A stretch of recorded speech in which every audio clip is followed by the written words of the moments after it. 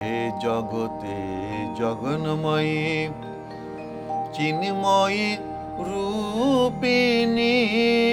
দ প্রথম অক্ষর, এই দয়ের মাধ্যমে আমরা পাচ্ছি যে দৈত্যনাশক, অর্থাৎ আমাদের মধ্যে যে নেগেটিভিটি, এমনটা নয় যে একটা আসুরিক শক্তি আসছে, সেটা যদি কাল্পনিক হয়, আমার শরীরের মধ্যেই তো এই আসুরিক ভাবটা আছে, সেই আসুরিক ভাবটাকে তিনি দূরীভূত করছেন।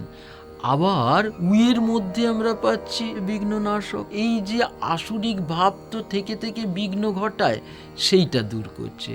রয়ের মধ্যে রোগনাশক, তারপরে গ এবং আ, গয়ের মধ্যে পাচ্ছি সার্বিক বিঘ্ন, এবং আটা হচ্ছে তার নাশক, নাশকতা করছেন।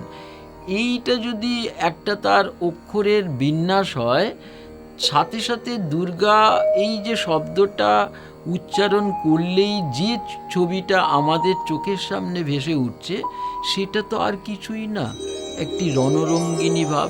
এই রণরঙ্গিনী ভাব হঠাৎ করে আমাদের ঘরের মেয়ে, আবার তিনি শিববনিতা, তার মধ্যে এই রণরঙ্গিনী ভাব এলো কেন?